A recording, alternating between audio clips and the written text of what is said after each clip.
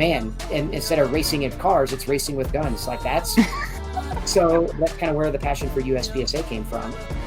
And I started practicing with a purpose. So everything, every drill, every exercise, I want to spend X amount of time doing it, X amount of reps doing it, but I want 100% mental and emotional focus on what I'm doing to learn and understand better why things are breaking down the way they are, or how I'm progressing the way I'm progressing, right?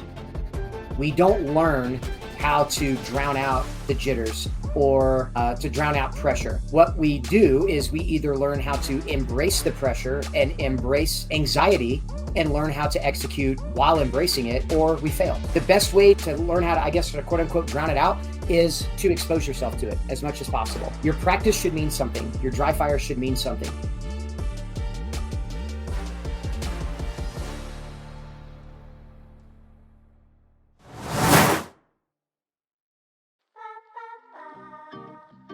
If you're new or watching this as a replay, welcome. We're so glad that you're here. Please subscribe to Defenders Live on Spotify, Apple Podcasts, and YouTube, and join our group on Facebook as well. And if you don't want to miss another episode, you can sign up for email notifications at defenders-live.com. Tim is a USPSA Grandmaster shooter and a Masterclass IDPA shooter. He's been instructing since 2015 and loves working with people of all skill levels. He has a heart for teaching, and I love people like that. And he makes a personal investment in the improvement of every shooter that he teaches. So let's bring Tim Herron on. Welcome, Tim. Thanks for coming on tonight. Hi, Laura. Thank you for having me. You bet. It's my pleasure. I've been looking forward to this interview. I don't know you especially well, but I have watched you online. One of the most fascinating things about you, Tim, for me, at least in the beginning when I learned about you, is your story. And you have an interesting story. You actually used to work for Honda as, did you say you were a master mechanic? I was a master technician since, I want to say 19, Jesus, 19, I want to say 1998 is when I first was employed with, at a Honda dealership, and then kind of worked up the ranks and became a Honda master technician, and was a Honda master technician until I left the field officially in 2018. So a long time, 23, 24 years, something like that. So altogether. Right. Yeah. And so that fascinates me. I get the correlation now, but I do want you to go more into your background about how you went from a mechanic to a firearms instructor. And not only that, but quite the shooter as well. So how did that all come about? I've always had a passion for teaching, right? I say right like you know, but I've always had a passion for teaching. Out of college, and then right into my first career, which was the automotive field. I had kind of always thought that I would go from get 3 or 4 years or 5 years or whatever of experience as an automotive, in the automotive profession, and then kind of move into a more like coaching, teaching role or mentorship role. Life things happen. You get married, you have kids, you don't get back, you're not able to get back to go to school and things like that to finish a bachelor's degree and stuff. But, along the way, as I'd been kind of working up the ranks as a master technician, I'd always been a fairly extroverted, very personable person. And I love to help the newer guys, or the guys that were not as experienced. So I've always had a hunger and a yearning to want to better everybody. Like, we're all there to do a role. We're all there to help customers. So why not make, kind of help breed the best technicians we can? I was given the opportunity way back in the day, 2003, 2004, to become a mentor, like at my dealership that I worked at, and mentor young techs. So as younger technicians come in, or high school students that come in, and they work on the lube rack for a couple of years or so. And if they show potential in kind of wanting to further expand their horizons as an automotive tech, that they'd put them under me for, say, 6 months to a year or 2 years, and I would mentor them along the way to help them become an automotive technician. That was very rewarding for a long time. I got into, kind of as a hobby. Of course, I'd always been kind of a car nut. Into a hobby, I got into SCCA, or sports car club racing, primarily autocross, and then what they call time trials, which is like autocross or time trials, like one car at a time on a race car track. And I loved that and fell in love with performance driving. And that became like my number one passion for many years. I started doing that in 97, 98, and I carried that until about 2010, 2011, when I kind of picked up shooting. But along the way in performance driving, I had kind of risen up the ranks and kind of proven myself. And I had sought out instruction, with driving coaches to make me a better driver. And I saw the value in teaching and instruction. And I had a couple of mentors along the way that kind of, I guess, saw my potential as an educator as well. They kind of took me out of, kind of out of the driver's seat, so to speak, as a student, and put me in the passenger seat with a helmet and a notepad, and were telling me to, really encouraging me to okay, show me what you got, how, and learning how to then convey information to students. So that started a very long lasting career as a performance driving instructor for a number of years, until I'll be honest, I kind of burned out. I burned out of it, but a lot of it had to do with my kids were getting a little older. Racing was becoming more and more expensive. It was cutting into family time. It was cutting into work time. And all of those things. I probably stretched myself a little thin, for a lot of it as well. I took a break. 2009, 2010, I took a break. And then a good friend of mine was a armed security officer and had to go do on a day that I had off, went to go do their qualifying for the year. And I was like, qualifying? What do you mean qualifying? They were like, well, why don't you come with me? You got the day off. You could see what it's like to qualify. And I was like, okay. I watched that. I went to the range. It was kind of one of my first times at the shooting range. And I really wasn't from a family of gun owners or shooters or things like that. So it was all kind of foreign to me. Right. But I knew how to go fast. That was you already were going fast. Yes. Right. So I went and followed them and watched them qualify. And after they were done, I was like, man, that looks like a lot of fun. Can we use your duty gun and I'll buy some ammo? And and they said, yeah. And it kind of went from kind of show me the ropes a little bit of just how to hold it, how to grip it, and how to press the trigger and how to align the sights and things to I fell in love with it, and it was just man, it was something that was really fun, really neat to do. I saw also the value, obviously, from as a defender, right? I was a single dad of 2 kids. I had some other changes that kind of went on in life that had me kind of living in some questionable areas, kind of getting back on my feet, financial situations and things. It made me really start to question or second guess the safety of myself and my kids and my family. It was one of those things where I kind of took seriously too. Is man, I hadn't really ever thought about a firearm before, but this really is something that both interests me, but at the same time, it's something that I really want to get a lot more knowledge and more education on as well. So that honestly is what kind of led me down the way to gun ownership. I quickly kind of found USPSA and competitive shooting. And for me, that was man, and instead of racing in cars, it's racing with guns. That's so that's kind of where the passion for USPSA came from. I kind of rose up the ranks there. And as I continued to train and improve my own skills and progress and seeing success, then other people started reaching out to me. They're like, hey man, how did you get so good at that? Can you show me a thing or two? And then your teacher kicked in. Right. And that was kind of oh my God, I can do this too. And me having those light bulb moments then turned into me wanting to teach other people and give them those light bulb moments. Yeah. So that's what really prompted me then to I kind of dabbled for a little while, 2014, 2015, teaching a little bit, just kind of a part-time thing. And people were willing to give me money to teach them how to be better with a gun. Right. And I was like, well, this is kind of cool. I can maybe use a little bit of this income to help pay my way into matches and things like that. I was just using it as a way to subsidize my hobby. And it slowly but very quickly and then surely grew into, now I'm kind of backed up against the ropes by 2017, where I was teaching almost full time and still working full time. And it just got to the point after 22 years, and by 2017, it's 22 years in the field. I was like, man, I actually had to sit down and talk with my service manager at the time. I was like, listen, here's what I'm thinking. Here's the deal. And he knew my passion. He knew I was very passionate about it. So he was very supportive as well. He was like, hey man, you got to do what you got to do. If you ever want to come back, you're welcome to come back. But so I kind of started towards the end of 2017, early 2018 was kind of my exit strategy out of kind of the workforce and into entrepreneurship and owning my own company.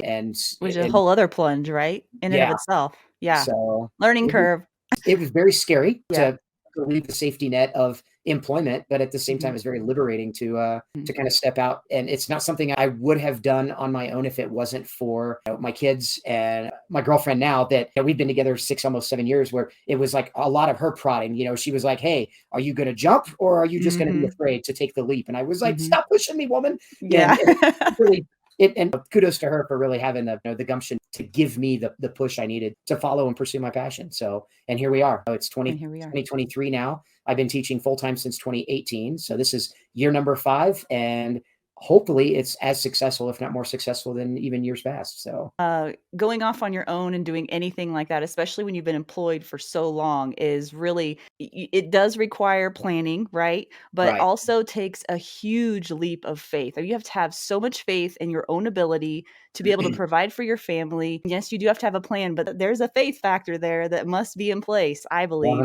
100%. in order to really do it. Because when the rubber meets the road, man, you're standing on the edge of that cliff. Right. You just got to surrender and Well, say, exactly. okay. You're asking that question, like, what Mhm. if this doesn't work out? Like, what then? Like, what do Mhm. I do? So, I mean, Yeah. it was nice to always have the support, even from my, my old employer to say, like, hey, if this doesn't Yeah. work out, just give me a call and Yeah. let me know. Yeah. So it's like always in the back of my mind, it's That's like, okay, nice. I guess I've got that. But then there's a larger part of me. It was like, I will not fail. Yeah, And and that so, leads me into the next thing. I'm trying to drill down on this, Tim, but I can't really quantify it. So maybe you can help me because you're a teacher, you have an analytical mind, and a need for speed. Those three things we've established. So I have this question here about the parallels between performance racing and performance shooting, which no one could draw easy conclusions as to the parallels of those two. But it seems as though everything that you have spoken to us about keeps revealing this passion for mastery and learning whatever it is that you decide to dive into. Where does right. that passion come from? And can someone cultivate that, or where does that come from? I know that's a hard question to answer, but It is. some people just have that. I'm not really for sure where it may have started from. I think, I don't know, growing up when I was like much younger and as a kid, like to be honest, like my folks didn't really have like the funds or the necessary means to like let me and my younger brother like do or try a lot of like different sports or activities and things like that. So I was Mhm. always hungry, like, oh man, I'd Mhm. always love to play like Little League baseball or and a lot of this, like I got to play Little League for a couple of years. But then again, it was one of those things, it was like a couple of years went by and then it was like my folks were like, man, we don't know about this year. Let's try something different. They were always encouraging, but unfortunately just didn't quite have the means to be able to pursue a lot of those things. I kind of fell into like, especially in junior high and high school when I could play scholastic sports, that was always fun. And it was always intriguing to try to be the best I could. And for those that might know a little bit about me, I'm a kind of a man of small stature. And I always have that like literally. So I've always been, I think I kind of peaked in my growth, I think at about like maybe the 8th or 9th grade. So 5'6" is about as tall as I ever got. So unfortunately, I was too small, like according to my mom, to ever play like football or contact sports. And I wasn't short. I wasn't tall enough to play basketball or anything. So I really fell into soccer and wrestling. I wrestled for a couple of years and things like that. Of course, kind of an overdoting mom was like, nope, you're not doing that anymore. That can be bad. I don't want you to get injured. So then I fell into soccer, and soccer was one of those things that everybody second guesses the little guy. And I was the smallest guy. The underdog.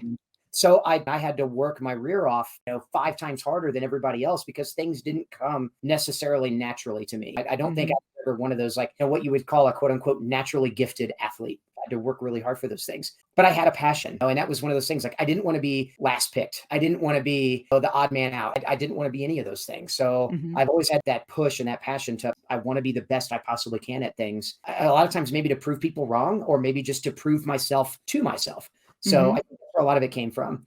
Yeah. Driving, when I got into autocross and performance driving, that was one of those things where it was like, I finally found my niche, right? Mhm. Like I fit the bill for everything that a professional race car driver needs to be. I'm small. I can fit inside the smallest of places, right? So you think about like Formula One cars and Indy cars and things like that. And I started autocrossing when I was like 20, 22, 23 years old. So I mean, there was a lot of those things I was like, oh man, this is perfect. I'm of the right age. I'm of the right stature. I've got the right heart. And I found out that I did have a pretty good knack and ability for steering a car around a course like really well. And it paid off. I've got multiple kind of national trophies behind my name, a lot of podium finishes in the racing circles for many years, as And well now as, in the shooting circles, right? and it kind of pulled over. The thing about shooting that also kind of fell like near and dear to me was the fact, again, it didn't matter age, size, shape, athleticism. It was like, if you can do two things very well, right? Like, can you hold the gun in an effort to keep it still enough to press the trigger and fire a good shot? Then great, you've got the skill necessary to move on to do other things, right? Mhm. So, and it was neat to find out like, oh man, it's a timed event and there's obstacles and there's things to do. And it's a great test of skill.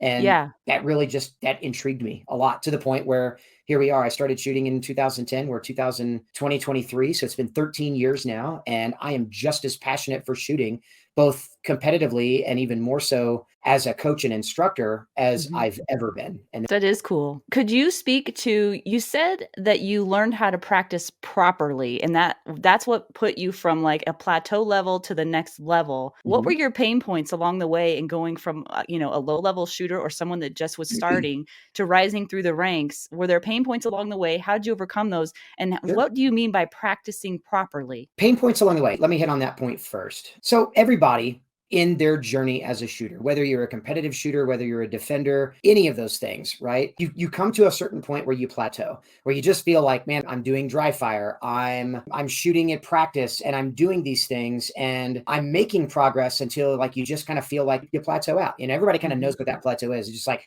man, for each person, it's a little bit different, right? It's just like, man, I don't know how to get past where I'm at. Like I've reached this ceiling and I can't seem to move past it. And there were many times throughout just like learning how to be a better competitive shooter where I was just like, man, I can't seem to break this particular plateau, whether it was like draw to a first shot or whether it's any particular drill, something I may be working on a number of weeks or months or days or whatever the case may be, where I was just like, I can't seem to get out of my own way. And that's pretty much what a plateau is. What I tell folks regarding plateaus is like, we look at plateaus as like they're ceilings, right? They're keeping me away from being able to see my true potential. But I look at also plateaus as a way of saying like, okay, it's your opportunity to kind of stop and reassess and maybe like smell the roses. So like be able to stop and assess where you came from, how far you've come, and then be able to kind of also then like maybe turn the page on the roadmap and figure out where you want to go next. So plateaus aren't necessarily bad.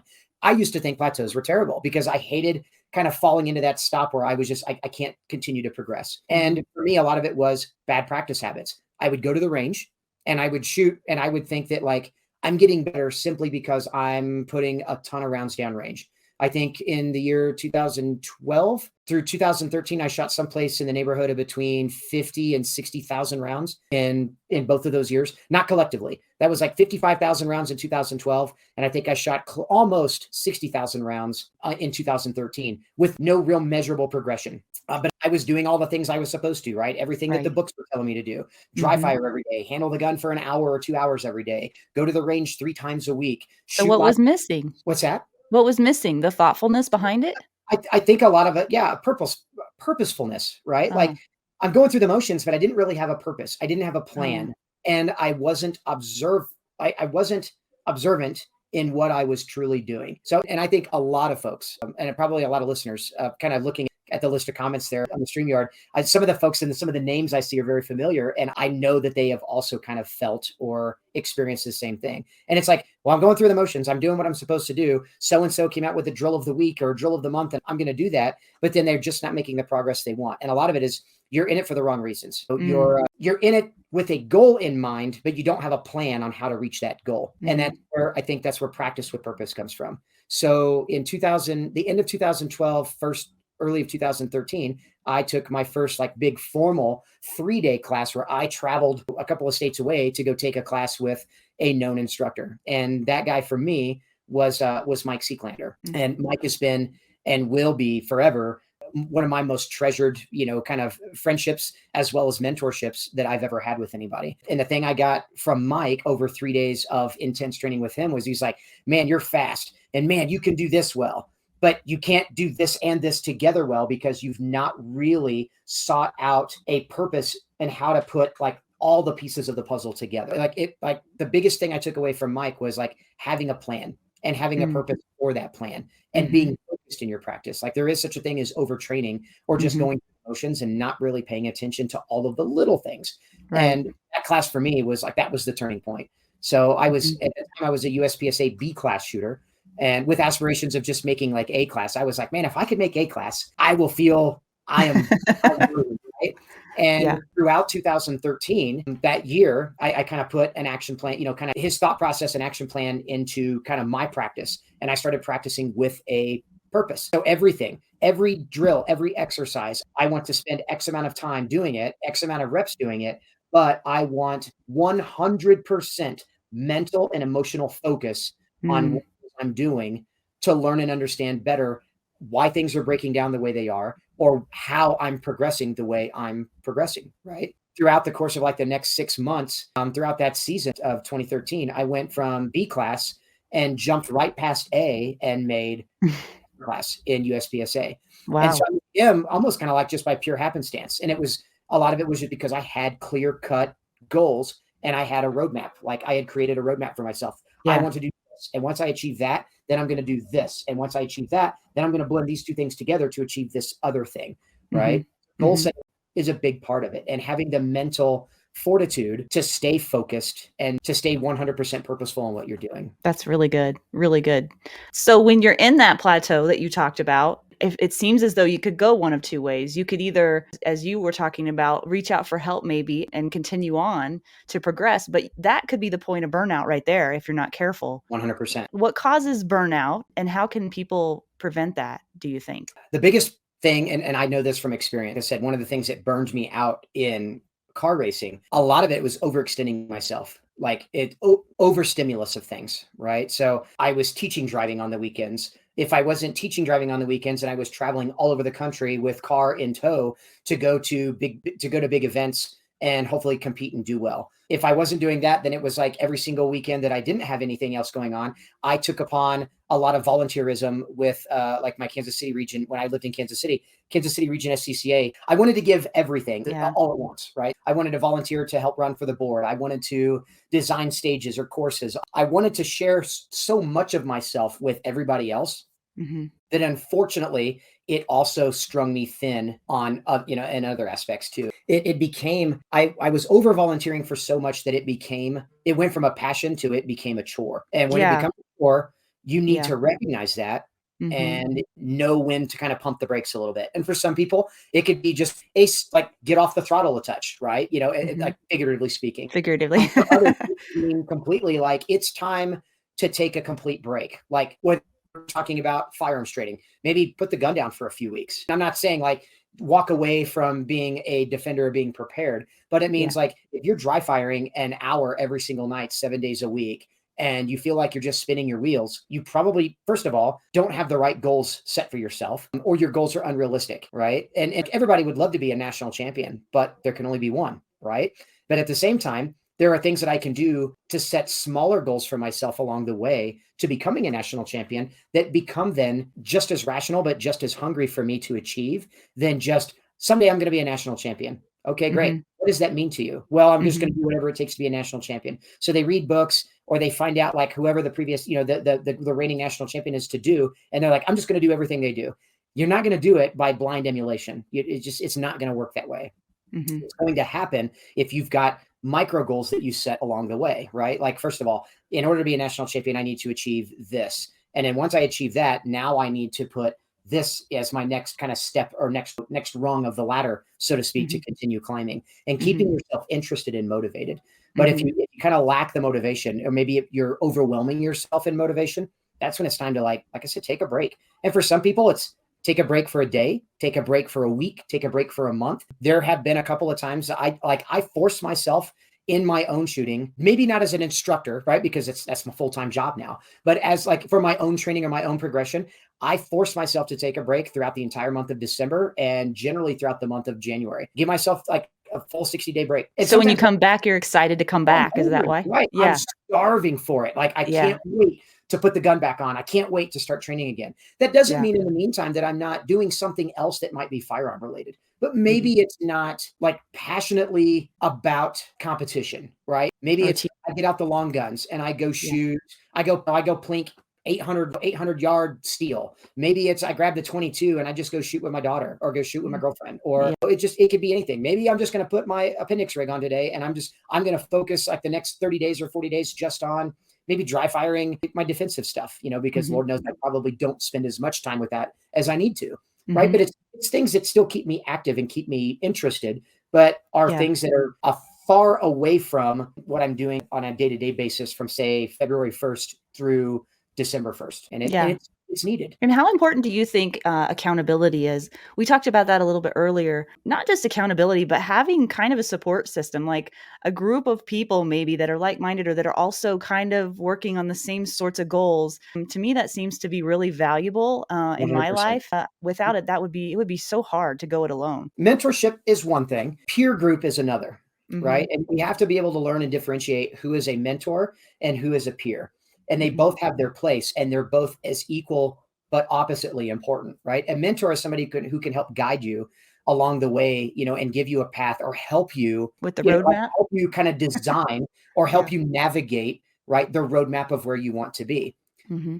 The peer is like, okay, and it's so weird. I'm using so many like car and travel analogies right now, but like here, that's your ride or die, right? That's the dude that jumps in the passenger seat and says, I got shotgun. And they're with you every step of the way. They're helping you decipher the roadmap. They're the guy or gal or the car full of people that are singing along to every song on the radio, so to speak. They're the guys, they're the ones cheering you on. They're the ones that are giving you the constant critique and input and helping you along the way. They're the people that you go to the range with. They're the people that you dry fire with.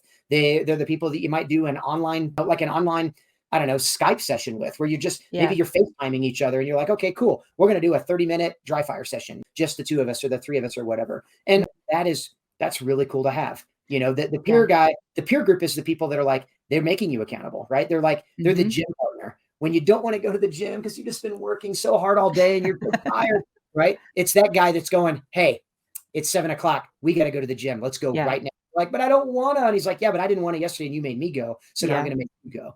And I've had those along the way, and they're needed. But at the same time, you get to hold them accountable, which also improves your accountability as well. You want to let them down, right? Whether it's you're letting yourself down or you're letting them down. So you're all in this together. Right. And you have to be honest too, which is hard sometimes. I mean, you need people that are really brutally honest with you in a loving way. But and you have to be honest as well, because if all you're doing is massaging each other's egos, then that really doesn't do anybody any good in the long run, I don't think. So I think that's for a group, right? We call that, like, especially like in the social media context, we call that echo chambers. Yeah. Nobody likes an echo chamber, right? Because an echo chamber is everybody patting each other on the back, and they're breaking each other's arms to pat each other on the back for how good of a job they are doing or how much of a subject matter expert they are, but nobody's growing. It is an echo chamber is a stagnant group of people who they think they're doing better, but they're not, right? I want to be challenged all the time, whether it's from instructors, whether it's from students, whether it's from friends and peers, I just all along the way. And I do a pretty good job of being able to challenge myself all the time too. But it's great when you've got kind of that accountability coach. Yeah. And I think too, that the people that are most honest with you and that are also good friends, the people that have changed me and helped me the most have been the people that really made me mad at times, because they tell you all this stuff you don't want to hear, but it's the truth. My best friend is AJ Zito, and I get to teach with AJ quite a bit. And AJ and I, he lives like 6 hours away from me in Prescott, Arizona. I live at just east of Albuquerque, but we call and talk to each other probably 2 times a week at least. And it's not like hey bro, how you doing? How's the family? Okay, good, great. Like, we're on the phone. We talked yesterday for 2.5 hours. Right. Wow. And it's everything. How was this? How was that? How's work going? And whether we're holding each other accountable for our businesses, right? And or we're holding each other accountable for instructorship and mentorship, or like he'll like, hey man, I just saw that video you shared with me yesterday, and like, what the hell, man, that was awesome. And then it's like, but bro, I noticed a couple things, and I'm like, oh, I don't want to hear this, but it's good. Like again, it's that constant camaraderie and love and passion for the it's out of love. That help us all grow together, right? And at the same time, like, I'll send him something where I'm like, dude, take a look at this, and he might even just send me a text back and be like, bro, what were you thinking? And I'll be like, I wasn't. And I'll be like, so why did you do that? And it could be anything. Like, maybe I spent 700 rounds trying to shoot like 3 pieces of steel in one practice session, and he's like, do you realize how ridiculous you just looked right now? And I'm like, yes, very much so. Sometimes you need that tug to get you back out of the clouds too. Definitely. And balance is for key. Me, AJ's that guy. This week's episode is brought to you by Locked In Grip. Locked In Grip is a grip enhancer that keeps your hands free of moisture to create a slip-free connection to the action of shooting your firearm. Locked In Grip liquid shooting sports chalk is made for shooters by shooters. I also use Locked In Grip for lifting and any other grip type exercise I might need it for. Visit lockedingrip.com, lockedingrip.com to purchase your liquid shooting sports chalk today.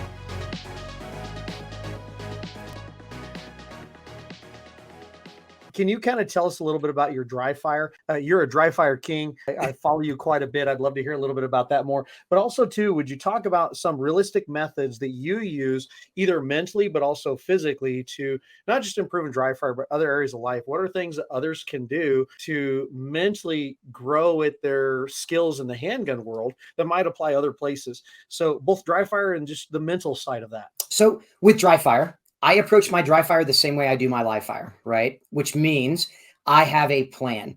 I regiment, just think about and Laura and I kind of talked about this yesterday about like going to the gym, right? And everybody generally January 1st has got that, that like, man, this is my New Year's resolution. I'm going to get myself in shape. But they go to the gym and they have zero plan, right? And they're afraid to talk to somebody that might be able to help them develop or coordinate a plan or a training regimen, right? But dry fire is a lot like that. I mean, it's not a lot like that. It's exactly like that. You've got to have a plan when you go in. You can't just go like when you go to the gym and you see just this plethora of equipment, you go, I guess I'm going to do a little bit of this and a little bit of this and a little bit of that. And right. And then you do everything and you're wore out, but you've really never accomplished anything. And in dry fire, we do the same thing. Like we buy the best books, right? And there's a ton of material out there, right? Steve Anderson has got the dry fire Bible, right? Refinement and Repetition. It's been around for a number of years. Ben Steger has got some incredible dry fire books and how to practice books. But everything about those books is it's such an overabundance of information, but there's no guidance really on, well, what do I do first, right? I mean, you could flip to page 150 and it's the same information that it is on page 5. So it's like, well, okay, I guess I'm going to do from page 5 to page 150 all in one day today. And we overwhelm ourselves. This leads to burnout. So knowing that you're better off to practice small incremental things, but stay 100% focused mentally and physically on, say, 2 to 3 exercises throughout that one particular evening or day or morning of dry fire, instead of trying to hit on everything. Like I kind of break everything down into kind of a regimented like workout session, like a split routine, right? Like, okay, today's gun handling stuff. I'm going to work on draws. I'm going to work on reloads. I'm going to work on maybe table pickups or oddball start positions or something like that. Don't think for a moment that these same things do not apply as a defender or as in the context of self-defense, right? So being able to learn how to pick up the gun off of a table is just as important as being able to learn how to grasp the gun from the holster and present the gun, right? And be able to grip the same way. There's times that you're doing other things. Think about how I would get into the gun, like open a drawer to pick the gun up and take the gun out of the holster, or take the gun up out of the drawer and be able to build a grip on the gun to present the gun properly or consistently. So I look at those kind of things as like gun handling. And when I'm working on gun handling day, I just listed 5 or 6 different things that you could do. I would limit it to 2 or 3. I'm going to spend 20 minutes a day. I'm going to spend 10 minutes on draws, and I'm going to spend 10 minutes on, let's say, table pickups, right? And then maybe the next time that I revisit gun handling, I work on reloads for 10 or 15 minutes, and I work on, like, say, unloaded starts, right? Because they're related to each other.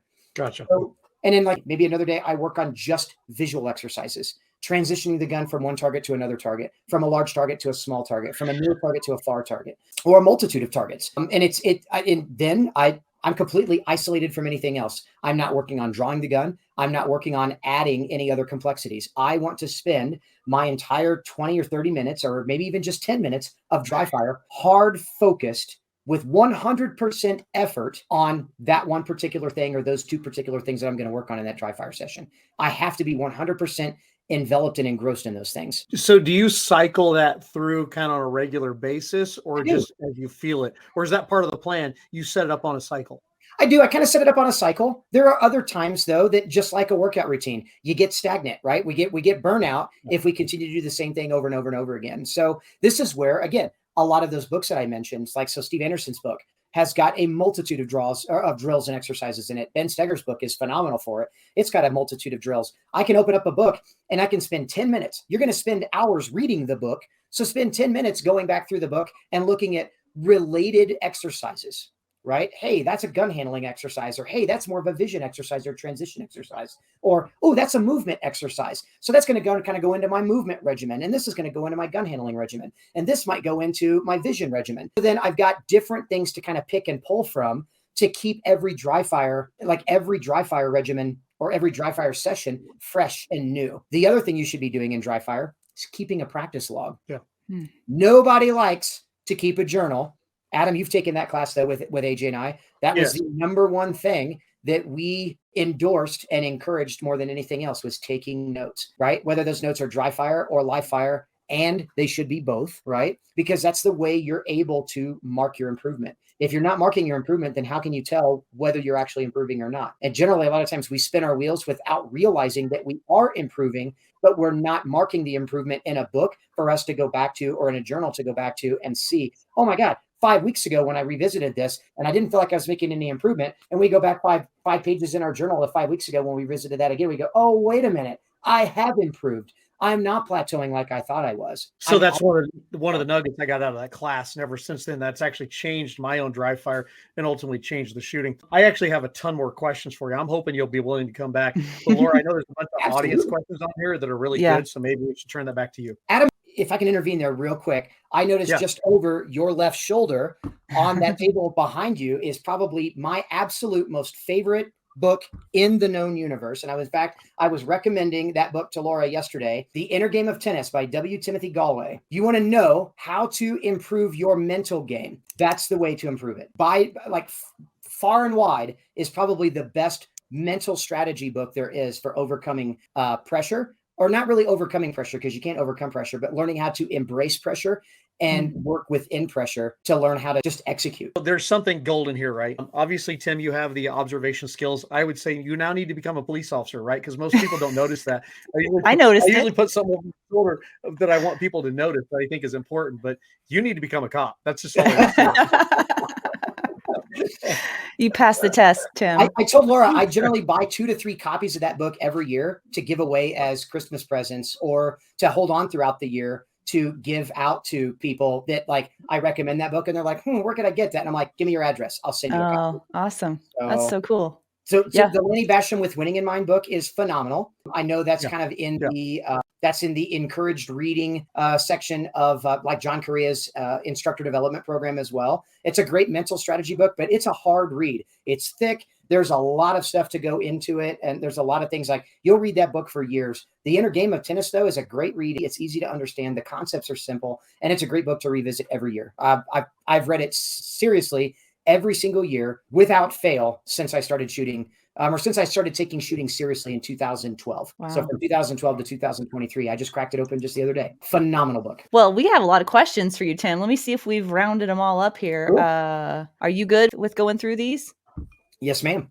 Okay. Tori wants to know your opinion on the new limited optics in USPSA. He says, Adam, are you clicking stuff? I can't remember if it's been voted on yet, but it is a good thing. Is it a good thing, or are classes getting to be too many? So people are going to go to where they go in the sport of USPSA, right? So giving people options is not necessarily a bad thing. And of course, you got to remember, this is me coming from 13 years autocrossing and racing, where there were at the time 66 different divisions or classifications of different race cars and things to drive. So you want to talk about an overabundance of classifications that might, so to speak, thin the talent pool a little bit. And it never did do any such thing. Nobody could ever say, like, oh man, I won a national championship because so-and-so wasn't there, because there'd be 5 other so-and-sos that might move from a different class to try to take that championship away from you. So I think the talent pool is as deep as what your particular skill level is. I think the limited optics division is going to be a hit. And why is because the most popular pistol right now kind of on the planet is, and we're seeing a resurgence of it, is the 1911 double stack, or what we call the 2011s. So we're seeing a huge resurgence of those. Like STI changed their name 4 years ago to Staccato. We're seeing those guns now, those pistols being approved for duty use for law enforcement, and lots of law enforcement departments have adopted them and allowed them for duty use. So now you've got, and of course, just like with anything, as soon as it's adopted for law enforcement and military use, then they sell like hotcakes to the available public, because civilians see it and was like, well, if Copper Crime Stoppers got it, then I need to have it. So we're seeing a huge resurgence in 1911s and 2011s. They don't necessarily have a grasp right now. And red dots are the other thing. That's what limited optics really kind of stems from, is single action only pistols with red dots attached to them. That's the 2 biggest predominant things we've seen over the last 4 years. That's been the hardest, or the highest growing and hardest hit market in the firearms industry, is 2011 single action guns with red dot optics. And yet there's not really a division in place for people to take these newfounded pistols to go shoot competitively. IDPA allows them, USPSA hasn't. So USPSA has proposed a provisional division called limited optics, which would allow like carry optics, but for 2011 pistols. It's not been voted on yet. It won't be voted on until the end of January, probably 1st of February, where USPSA will be taking all of the input based on membership surveys to hopefully then sit down at a board meeting and take all of those surveys seriously and find out if it's viable or not. And if the membership wants it, then the membership will receive it and it'll become a provisional division. I've already got my limited optics gun ready, and I'm going to be a staunch supporter of limited optics throughout the entire year, just to compete with it because it's fun. High capacity 1911s with red dot optics. What's not to love about it?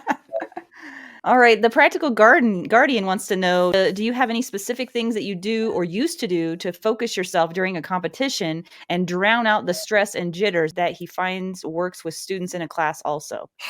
Drowning out stress or jitters, I think is, I don't want to say it's the wrong way to look at it because but it's in the reality of things is it doesn't happen that way. We don't learn how to drown out the jitters or to drown out pressure. What we do is we either learn how to embrace the pressure and embrace anxiety and learn how to execute while embracing it, or we fail. The best way to learn how to, I guess, to quote unquote, drown it out is to expose yourself to it as much as possible. Your practice should mean something. Your dry fire should mean something. Holding yourself accountable should mean something. Being able to kind of generate those stressors or that pressure in your own dry fire and in your own practice is hellaciously important because that's needed to learn how to cope with it. There's no way, so think about it from a defense standpoint. In a true fight for your life, are you going to be able to take 5 or 6 breaths and breathe away the stress so that you can then execute on demand what you've been training your entire life to do, right? That fight for your life is going to be the biggest and highest level of stressors you've ever had. You better be willing and know without a doubt that you can do it. Mm-hmm. And that confidence comes from inoculation to doing it, right? You've got to expose yourself to it over and over again. So, and that's where a lot of dry fire goes wrong. That's where a lot of live fire goes wrong. That's where people feel stagnant. It's because they're never putting themselves under any pressure. So then when they go and they take a particular class, or they go and compete on the range, or they have to pass a certain qualification, they're not used to dealing with that level of stress or pressure, and they crumble. And when they crumble, they feel like, well, dang it, all of this work I did for nothing. And all I tried to do was try to reduce the amount of stress. Yep, you're going about it all wrong. You've got to think about it the opposite direction. I need to induce stress in my own dry fire and live fire practice so that I'm ready when the time comes. And that stress just becomes a part of who I am. Mm-hmm. I can't tell you the last time that I didn't feel like I'm more scared when I don't feel stress. Like even I'll step up to the line and say, okay, make ready. And I'll look at the stage and I'll make ready. And then I'll kind of look at things. I put the gun in the holster and I might think to myself, like, hang on a minute, like what's wrong with me? Why do I not feel any pressure right now? To me, that's a bad sign. That tells me I'm not taking something as serious as I should. And that to me that's a trigger for, okay, pay attention to what's going to happen next. Because if I falter or I fail or I push too hard and I wasn't ready to receive that stressor, then it's on me. Like it wasn't I messed this up or I screwed this up. It's, well, nope, I didn't put myself in the right frame of mind to kind of execute within that level of pressure. Yeah, because isn't high performance, it's a balance. You're not on one particular spectrum of being like, but you're also not at the other end of being too comfortable, because then you can't perform well, right? Exactly. Think of it this way, right? So think about like skydiving, right? Most skydivers stop jumping out of airplanes the moment it becomes boring. It's a known fact. Most guys are like, man, it just wasn't fun anymore. What do you mean it wasn't fun? It wasn't fun to jump out of a perfectly good airplane at 10,000 feet and plummet to your possible death with a bag attached to your backpack. And they're like, I've done it so many times. I don't feel the adrenaline. I don't feel the stressors. I don't feel the pressure or the anxiety. And a lot of that is what's missing. And when it's missing, it becomes boring. And when it becomes boring, it becomes stagnant. When it becomes stagnant, we're not going to do it anymore. Right. Shooting, whether it's training, whether it's practice, whether it's competition, anything is going to be that same way. If it's stagnant, you're not growing anymore. When you're not growing anymore, you're not going to feel the hunger or desire to continue doing it. And you burn out. Really good, Tim. All right. Nelson wants to know, do you see Still Challenge as a value training tool as in drawing, transition, or practice in general speed shooting? Sure. Still Challenge has just as much to do with purposeful practice as USPSA matches or IDPA matches. Know that when you're going to a Steel Challenge match, neither is a USPSA match. nor is an IDPA match, nor is an NRA action pistol match. A match is not training. The match is the test of your training so that you'll know how to evaluate your level of performance and make adjustments in your practice and training is where you get better. Steel challenge, just like USPSA or anything else, is just, it's the exam after the week, 2 weeks, months long worth of homework that you do.